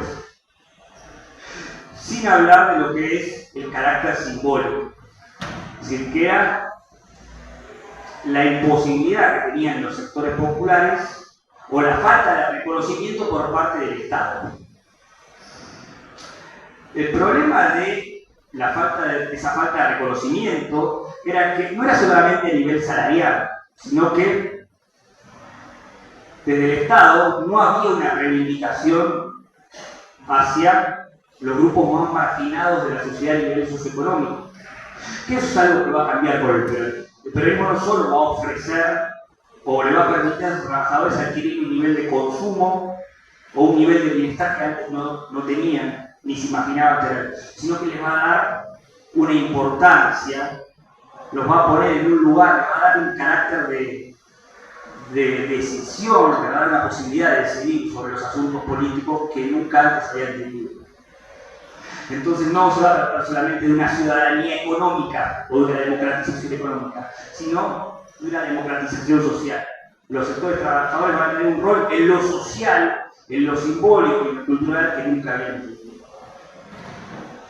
Así se va a generar un panorama marcado por la industrialización sustitutiva de importaciones, sobre lo que es el crecimiento de la clase obrera, la expansión urbana de manera desordenada y sin poder solventar las necesidades habitacionales de la población, y una política vedada no solo a los sectores populares, sino a todos los sectores de la sociedad, todos los sectores, a la mayor parte de la sociedad, es que ya hacia 1943 los sectores conservadores que gobiernan se encuentran en una situación de insatisfacción que deben afrontar y que no pueden afrontar. Y así la revolución del 43, o así distintos grupos políticos y militares que ya venían reuniéndose, van a empezar a programar o van a empezar a dialogar sobre la necesidad de terminar con esta etapa. ¿Se sabía lo que iba a venir después? No, por supuesto que no. ¿Por necesidad o por decantación iba a derivar en el peronismo? No. Vamos a ver, como yo ya mencioné, que Perón va a hacerse camino al andar. Digamos, en muchos casos partiendo de posiciones importantes, pero en buena parte gracias a su accionar desde la Secretaría de Trabajo y de los distintos ministerios que ocupan. Bueno, vamos a aprovechar estos últimos 20 minutos para que preguntas que ustedes tengan, comentarios que quieren hacer, puedan realizarnos ahora y ver si podemos responder o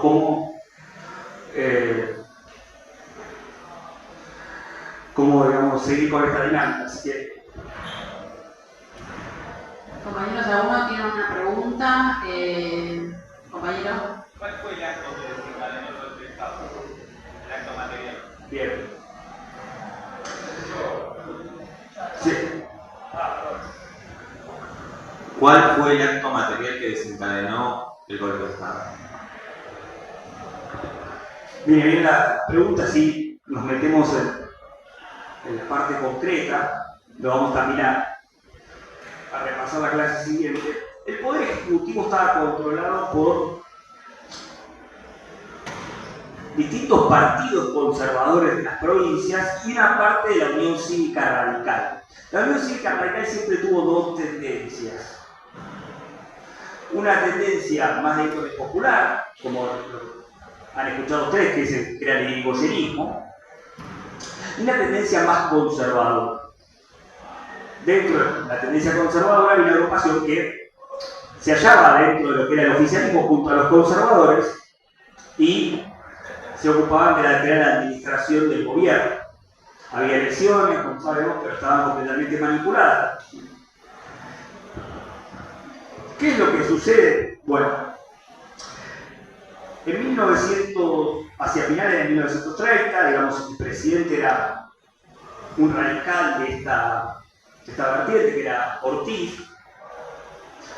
Bueno, Ramón Ortiz había propuesto, al ver el grado de apatía que había en la sociedad con respecto a lo que era la política, digamos, una política o un accionar destinado a limpiar el voto, permitir que los sectores populares pudiesen votar, como sucedía antes de 1930. Ortiz no va a poder hacerlo, principalmente la salud se lo va a impedir, va a tener que presentar su renuncia, va a morir poco después, producto de una diabetes. En esa época fue una enfermedad muy difícil de tratar, digamos. Y va a asumir su vicepresidente, que era el caso de Ramón Castillo, un conservador del norte.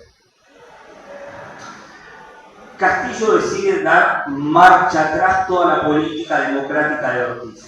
Es decir, es un retorno al fraude electoral los intentos de Ortiz habían durado un año, pero las políticas del presidente radical iban en esa dirección de buscar democratizar o de permitir una limpieza electoral. Había intervenido en la provincia de Buenos Aires, que era donde, digamos, los sectores conservadores eran más fuertes. ¿Qué es lo que sucede? Bueno, para ustedes, en 1929 el mundo queda impactado, digamos, el mundo cambia también para siempre. Las tropas alemanas invaden Polonia y eso genera que Europa nuevamente ingrese en un conflicto bélico que va a adquirir escala mundial. Castillo, que era un nacionalista, como dijimos, de exclusión, es decir, un nacionalista elitista, había tomado una decisión con respecto a la guerra que era la neutralidad, que no era muy ajeno a la tradición argentina, y que Goya en la Primera Guerra Mundial también mantuvo su neutralidad. Eso había generado una gran disconformidad en muchos sectores del ejército, pero también en muchos sectores de la sociedad. Si a eso le sumamos los cambios que se venían dando desde el punto de vista del ejército, empieza a surgir un rechazo muy fuerte, tanto de los sectores políticos como de los militares. Y aparte, los líderes políticos de la época empiezan a caerse uno tras otro. Marcelo Torcuato Varela, que era el líder radical, muere, y al poco tiempo muere Agustín Justo, que era el otro referente político. Tenemos una sociedad acéfala, una política acéfala en líderes. Y cuando el ejército empieza a desafiar el liderazgo de Castillo, en esa época contar con el apoyo del ejército era fundamental, Castillo decide intervenir en las tropas armadas y depone al ministro de guerra, que era el general Ramírez. Saben ustedes, después va a ser presidente, y era uno de los líderes o uno de los referentes del POU. Cuando Castillo depone a Ramírez, esa es, digamos, eso es lo que genera, digamos, el escenario para que después el ejército, con apoyo de la sociedad política, de la mayor parte de los partidos, se levante, iba a decir en armas, pero es un golpe demasiado pacífico porque no había oposición al golpe. Sí. Como mencioné anteriormente, la falta de oposición, la falta de levantamientos en contra de la revolución del 43, dicho, sí, nos indica que si le quiere decir golpe o no, es un concepto hasta menor, como lo dijo Guillermo. Lo importante es que la vida de los sectores trabajadores cambió para siempre, sí. ¿Era una asamblea legislativa? No fue una asamblea legislativa, primero porque los sectores legisladores en ese momento, digamos, si bien apoyaron en buena parte apoyaron al ejército, si el ejército no asumía ese rol, es probable que el gobierno hubiese continuado un par de años más o más tiempo. A mí hacer futurología en historia por lo menos a mí no me gusta, porque creo que las cosas que se dieron de una manera podrían haberse dado de otra manera. Pero lo cierto es que esa revolución tuvo una oposición muy escasa, y esa oposición escasa fue el producto de todo lo que venimos señalando. De un pueblo que no solo no se siente representado, sino que se siente en muchos casos despreciado o relegado por el gobierno. Bien. ¿Alguna otra pregunta, compañeros? ¿Allá? Quería preguntar, los grupos de 43, los militares y el partido político ¿había un proyecto político, un proyecto de país, o era más ordenar el gobierno que estaba y después vamos a ir el peronismo? Existía, no había una idea de su estilo, vos decías que había muchos funcionalistas, pasando de la cuestión política a la cuestión popular, pero como no había nada, entonces, ¿tenían una idea, un proyecto, o era sacado por bien? Bien, no sé si todos escucharon la pregunta. Bien. Lo que me pregunto. No, bueno, el compañero lo que preguntaba es que si... Vos te lo vas a acordar mejor. Me preguntaba el compañero si existía dentro del ejército, primero qué agrupaciones existían, después si los militares que toman el poder tenían un proyecto del país o alguna política determinada. Bueno, la respuesta es que existían distintos proyectos. El golpe no es homogéneo, no. Tampoco tenía una dirección hacia dónde ir, porque voy a adelantar un poco. Igual viene muy bien tu pregunta porque me permite adelantar o incorporarnos o introducirnos a la clase siguiente. El presidente que asume del golpe dura 48 horas. Es el general Rawson, de carácter liberal, con simpatías con el radicalismo. Por lo tanto, había un sector nacionalista fuerte dentro del ejército, sí, pero no es un sector que está dentro de los revolucionarios, pero no es el sector que en principio encabeza la revolución. Sí, es el sector que al poco tiempo, a los meses, se va a hacer cargo del gobierno. Ahora, no es que todo el mundo estaba convencido, bueno, viene la revolución, vamos a ir para acá. No se tenía ni idea para dónde iba a ir el país.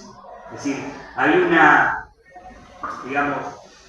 un desconocimiento y también la sociedad estaba bastante desconcertada sobre el camino que iba a asumir el golpe. ¿Qué se sabía? Que el golpe iba a terminar con el fraude electoral y con la corrupción política, porque esas eran las consignas de la revolución. Ahora, si se iba a ir a hacer una política nacionalista, si se iba a ir a hacer una política liberal, o si se iba a abordar, o si se iba a ir una política en torno a los intereses de los sectores populares o no se sabía absolutamente nada. Eso se va a empezar a resolver meses después. Porque también es una revolución que se va haciendo. Volvemos a lo mismo. Cuando surgió, no se podía decir nacional porque era algo que no estaba predestinado ni en muchos órdenes. A veces nosotros hacemos la historia nos paramos desde ahora, pensando, bueno, es lógico que hubiera sucedido esto porque nos paramos desde, como si la historia fuera el resultado de una ecuación, que uno va haciendo las cuentitas y bueno, vieron que la ecuación se puede hacer, tiene dos etapas, el análisis, que vamos simplificando hasta el final, y la síntesis que vamos después. No es así. Los procesos históricos se dieron de una manera, pero podrían haberse dado de otra. Eso es algo que pasa mucho cuando se estudia el nazismo, por ejemplo, la llegada de Hitler al poder. Un mes antes de la llegada de Hitler, podría decir, no había ningún índice de que esto podía dar. Lo mismo pasa con la democracia o con los distintos procesos que estoy nombrando. La reforma de la ley Peña podía haberse dado o podía haberse no dado. Y eso es algo que tenemos que entender cuando hacemos la historia. ¿Hay condicionamientos que guían los procesos hacia un lugar? Sí. Ahora hay cosas que son contingentes, que no se pueden leer y que tienen muchas veces que ver con lo personal o con situaciones que se dan día a día. Y la revolución del 43 en buena parte era simple de prever en términos generales, pero muy difícil de determinar hacia dónde iba a ir.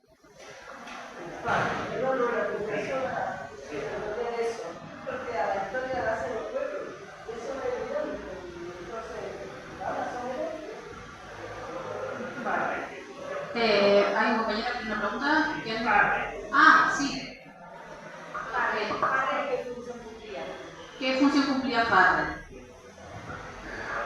Bueno, Edelmiro Farrell era uno de los líderes de los grupos nacionalistas del ejército, un referente del GOU, que vamos a ver después, que es la logia que agrupaba a militares nacionalistas, entre los cuales Perón va a tener un rol fundamental. Farrell es un hombre del ejército con mucha ascendencia y con mucha influencia sobre hombres como Perón. Perón en su principio lo veía como un líder, a él era un líder tanto de los grupos nacionalistas. No es casualidad que Farrell va a asumir la presidencia y va a ser el presidente, el militar que termine con la revolución. Es decir, la revolución, ¿cuál fue la última presidencia de la revolución? La de Farrell. Y Farrell ya era un hombre importante del ejército, pero no era, digamos, volvemos a lo mismo, era un hombre importante, un líder, un referente de los militares nacionalistas. Podemos decir eso de Farrell. Ahora, pensar que Ramírez, lo mismo, que la presidencia de Ramírez iba a durar un año y que después lo iba a suplantar Farrell, es muy difícil decirlo. Tiene que ver con el vuelco nacionalista que se va dando en el ejército. El avance del nacionalismo dentro de la revolución es lo que hace posible que un líder nacionalista, como es el caso de Farrell, pueda llegar a la presidencia. Y la presidencia de Farrell hace posible que Perón tenga ese apoyo para poder acumular los cargos que acumuló después. Bueno, yo aprovecho una pregunta. Capaz que es un poco por ahí medio básica la pregunta, pero siempre tuve la curiosidad, las veces que lo estudié en el periodo, que bueno, fue poco y casi nada. Nunca terminé de entender por qué Perón termina eligiendo una secretaría tan dejada, digamos, como tan menos, tan lejana, tan vacía.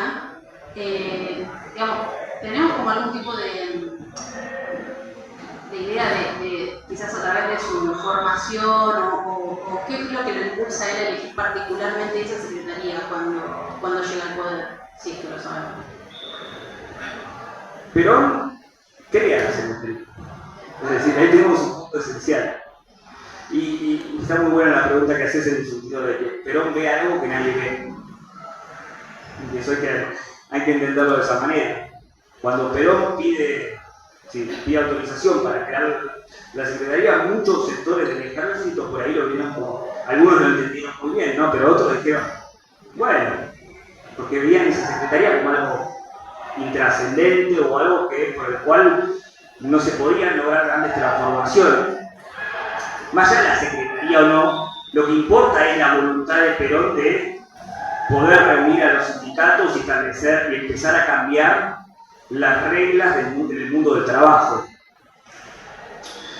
¿Qué es lo que ven? Bueno, Perón había viajado por el mundo, él había estado en Italia, había estado en Inglaterra, y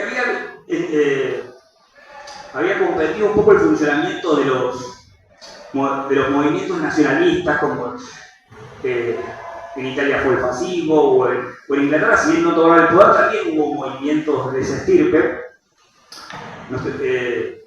que eran nacionalismos de exclusión, nacionalismos, digamos que, de rechazo hacia los más de índole expansionista. Perón ahí entendió, obviamente, desde el nacionalismo de exclusión, pero entendió la lógica de la importancia de ver la sociedad como una comunidad. La idea de que la sociedad no puede ser vista como la suma de individuos. Y la secretaría, y en ese plano de establecer una comunidad y establecer una democracia real, la Secretaría de Trabajo y Previsión era fundamental, porque aparte Perón entendía perfectamente el rol que tienen que tener los sindicatos y la organización. Guillermo hablaba al principio de que si los sectores populares se movilizan sin organización, vamos a tener anomia. Pero si tienen organización, vamos a poder tener un gobierno popular. Perón entendió claramente que la sociedad tenía que pensarse como una comunidad y que los sectores trabajadores no podían verse más relegados y que además tenía que intervenir a través de sus organizaciones. Perón apuntó hacia las organizaciones sindicales y establecer vínculos con ellos, entendiendo que la mejor manera de integrar políticamente a los sectores populares es a través de los sindicatos, y más precisamente para integrar y crear ese concepto y fortalecer ese concepto de comunidad, había que integrar social y económicamente a los trabajadores, había que generarles bienestar, que algo que y prosperidad, que era algo que no tenían hasta ese momento. Una pregunta más, la última, que ya estamos en la hora. Me interesaría saber un poco la interna que había respecto a la guerra, porque la situación era compleja, ya que tengo entendido que si bien el país se mantuvo neutral hasta casi el final, cuando había Perón la guerra, no era fácil elegir la posición, ya que por un lado hay un sector que quería dejar el Estado aliado, y otro sector, con el ejército con una actitud más prusiana, tradición prusiana, que veía que claramente estaban atacando a nuestro enemigo, que era Inglaterra. Entonces me interesaría saber quiénes estaban de qué lado y no sé si se puede hablar sobre cómo fue la interna. Sí,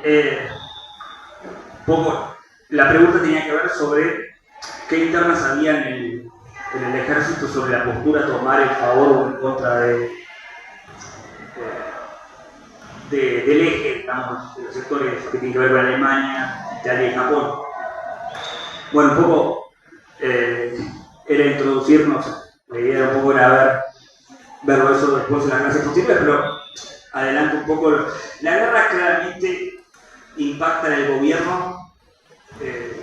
Si bien en un principio la posición de Castillo de neutralidad fue criticada, en el ejército sí tenemos dos posiciones muy importantes. En un principio, tengamos en cuenta que la postura del gobierno militar, ¿cuál es? Seguir con la neutralidad. Es decir, en ese sentido, la mayor parte del sector del ejército es neutral. Está destinado a defender lo que es la soberanía argentina, como lo había hecho bien Irigoyen en la Primera Guerra. Sí. La presión para romper relaciones con el eje no era tan importante dentro del ejército, si bien había un grupo aliadófilo muy importante, del cual estaba Farrell, y del cual después se va a sumar el mismo Ramírez, curiosamente, el hombre que en un principio mantuvo la neutralidad, pero es un grupo minoritario en el ejército. De hecho, lo vamos a ver después, ¿qué es lo que hace que Ramírez deje de conducir el gobierno del 43? La declaración de guerra. Argentina declara la guerra al eje, lo hace en 1900, es decir, durante el gobierno de Ramírez, en 44. ¿Qué es lo que sucede después? Adiós Ramírez. Lo que se conoce un poco, digamos que la mayor parte del ejército, digamos, es neutralista. Y que los sectores aliadófilos en favor de los aliados son escasos y cada vez tienen menor posición. Bueno, compañeros, damos por concluida la primera clase. Les agradezco a todos, un fuerte aplauso para todos ustedes.